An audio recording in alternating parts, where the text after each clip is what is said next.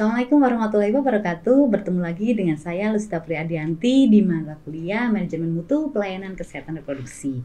Di pertemuan ke-14 ini di program studi Kesehatan Masyarakat Program Magister akan membahas tentang cara menyelesaikan masalah manajemen mutu pelayanan kesehatan reproduksi. Jadi, kita berharap di pertemuan kali ini calon-calon manajer di pelayanan kesehatan ini mampu menyelesaikan masalah manajemen mutu pelayanan di tempat-tempat yang berstrategis di pelayanan kesehatan reproduksi. Selanjutnya kita akan membahas tentang manajemen kesehatan ibu 10T, ANC atau antenatal care, jampersal, dan juga PONET serta PONEC. Selanjutnya kita akan mengetahui apa sih 10T itu. 10T, T pertama yaitu timbang berat badan. Harus dengan seksama menimbang berat badan. Ibu hamil tidak boleh lebih dari sepanjang kehamilannya melebihi dari 12,5 kg peningkatan berat badannya. Karena dapat dikhawatirkan bahwa bayi yang akan dilahirkan itu adalah bayi yang giant baby atau besar. Kalau besar dikhawatirkan akan melakukan penyulit pada saat persalinan, itu yang pertama. Yang kedua adalah indikator atau kita akan mencurigai adanya diabetes pada bayi. Kemudian ukur tekanan darah, ini yang paling penting. T yang kedua adalah tekanan darah. Tekanan darah itu apa? Tekanan darah adalah tensi ibunya tidak boleh lebih dari 120/90. Karena kalau tidak, misalkan ada eklamsi, kita menyebutkannya keracunan kehamilan begitu ya, karena tekanan darah tinggi itu akan mengakibatkan kejang yang akan beresiko tinggi terhadap bayi yang ada di dalam kandungan. Kemudian ukur tinggi fundus uteri, di mana fundus uteri adalah ketinggian dari perut ibu mulai dari simfisis sampai fundus uteri, di mana kita akan mengetahui berapa estimasi besarnya bayi, apakah sesuai dengan usia kehamilan atau tidak. Kemudian T yang berikutnya adalah tetanus toksoid atau imunisasi.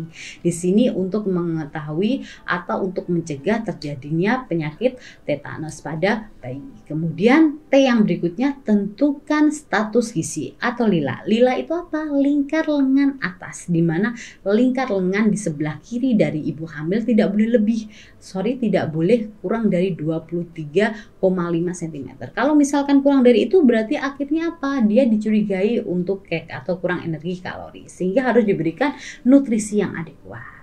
Kemudian pemberian tablet besi minimal 90 hari selama kehamilan, dan tes terhadap penyakit menular seksual. Ini juga menjadi perhatian yang khusus karena apa? Ketika tidak melakukan tes seksualitas akan diakibatkan atau mengkhawatirkan bayi yang dilahirkan bisa tertular dari virus yang ada pada ibunya. Kemudian presentasi dan juga DJJ. DJJ itu denyut jantung janin. Jadi presentasinya harus presentasi kepala, di mana bagian terendah bayi haruslah kepala. Kemudian tata pelaksanaan kasus dan temu bicara atau konseling untuk membicarakan masalah seputar kehamilannya. Selanjutnya kemudian di jenis pemeriksaan pelayanan antenatal atau kehamilan terpadu. Antenatal berarti artinya sebelum bersalin.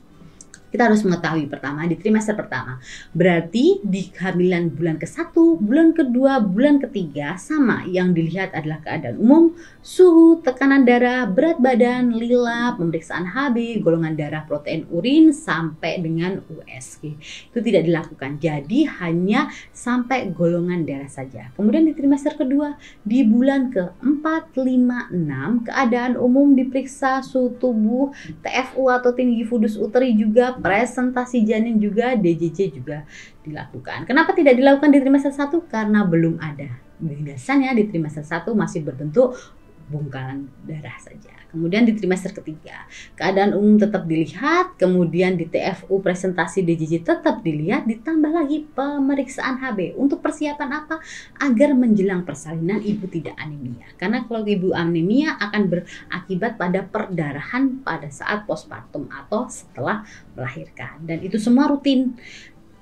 Untuk golongan darah, gula darah, dan juga USG hanya atas indikasi saja. Selanjutnya, nah, pendekatan risiko di sini wajib. Kita dalam mensiklus manajemen mutu pelayanan kesehatan harus melihat semua orang atau semua ibu hamil itu berisiko tinggi. Kenapa demikian? Karena dengan kita melihat berisiko tinggi, akhirnya angka atau tingkat kewaspadaan kita lebih tinggi. Kalau angka kewaspadaan dan ketelitian kita lebih tinggi, tidak akan terjadi hal-hal yang tidak diinginkan. Misalkan ibu hamil ternyata kita abaikan, terlihat baik-baik saja, di belakang ternyata eklamsi dan lain sebagainya. Jadi benar-benar masa kehamilan itu silent killer. Benar-benar kalau tidak dilakukan pewaspadaan secara bersama akan terjadi kematian yang tidak kita inginkan dan tidak akan bisa terpantau dengan seksama.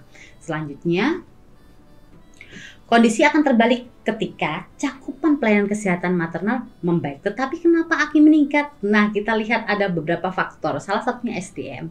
Sumber daya manusia harus terlatih. Nakes kita harus memiliki skill yang sama.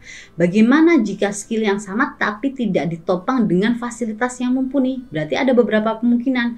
Kualitas pelayanan belum baik atau kondisi ibu hamil yang tidak optimal, kemudian faktor di luar kesehatan, misalnya pendidikan, kesejahteraan, norma keluarga, keluarga berencana, dan lain sebagainya. Ada beberapa faktor budaya. Di sini salah satunya banyak platform-platform yang mengharuskan misalkan ibu hamil tidak boleh melakukan pemeriksaan kehamilan di usia yang muda, kemudian harusnya di usia trimester ketiga saja 7, 8, 9, dan lain sebagainya.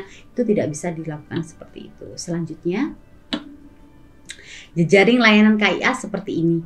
Jadi semua dinas kita memfasilitasi mulai dari klinik pratama, rujukan, dan koordinasi serta komunikasi rujukannya juga berjalan. Selanjutnya, nah, tujuannya apa sih dalam pelayanan kesehatan ibu hamil, nifas, dan lain sebagainya? Nah, kita membahas dari sini salah satunya yaitu untuk meningkatkan akses kesehatan bagi ibu hamil, bersalin, nifas, serta bayi baru lahir. Tujuan khususnya meningkatkan jumlah persalinan di fasilitas pelayanan kesehatan yang kompeten.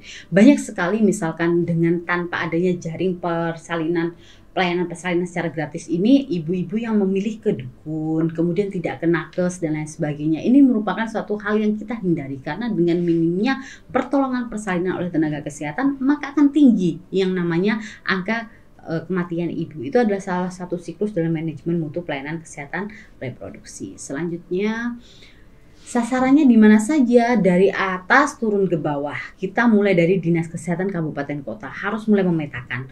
Oh, puskesmas ini saja yang bisa melayani persalinan, yang ini tidak karena ini adalah puskesmas pembantu dan lain sebagainya. Misalkan seperti itu, hingga rumah sakit, turun ke puskesmas, kemudian ke klinik pratama atau praktek mandiri bidan atau bidan praktek swasta di rumah-rumah seperti itu.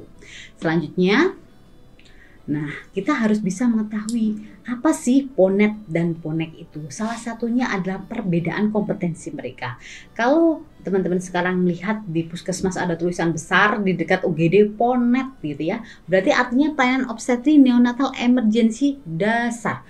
Kalau di sini ada dasar, berarti kasus-kasusnya adalah kasus-kasus dasar. Tidak ada operasi SC dan lain sebagainya.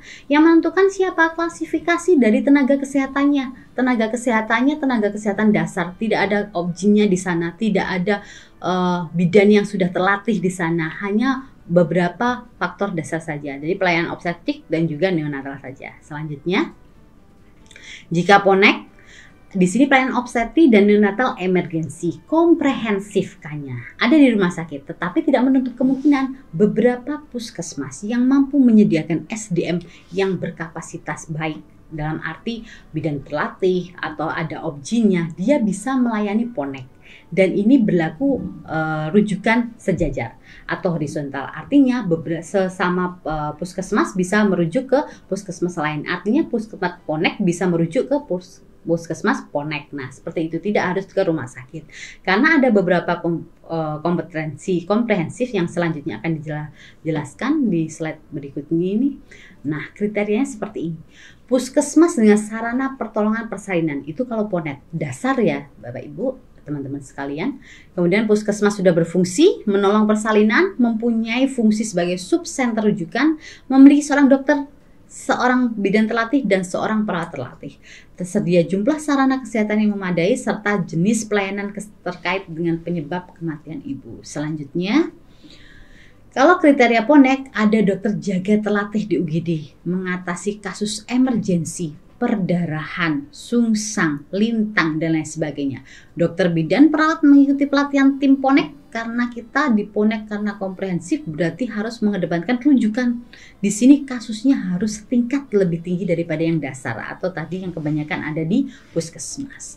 Harus mempunyai SOP penerimaan dan penanganan pasien kedaruratan dan kebijakannya tidak ada uang muka bagi pasien kedaruratan obstetrik neonatal. Jadi karena bersifat emergensi kita harus mengedepankan penanganan pertama pada ibu dan juga bayinya. Demikian gambaran Ponet dan juga Ponek. Selanjutnya, nah ini gambarannya. Kalau teman-teman melihat ada gambar Ponet tulisan D ya, dasar, kebanyakan ada di puskesmas ya. Kemudian Ponek komprehensif ada di tingkat RSUD di gambar sebelah kanan, tetapi tidak menutup kemungkinan juga di beberapa puskesmas yang sudah terlatih dan mumpuni secara fasilitas dan tenaga SDM-nya tersedia juga Ponek. Demikian presentasi dan juga video pembelajaran pertemuan ke-14 hari ini tentang beberapa permasalahan dalam pelayanan kesehatan terkait dengan mutu pelayanan kesehatan reproduksi. Semoga teman-teman di program studi Magister Kesehatan Masyarakat mampu mengambil hikmah dan juga pembelajaran dari pertemuan kita hari ini. Terima kasih, saya undur diri dulu. Assalamualaikum warahmatullahi wabarakatuh.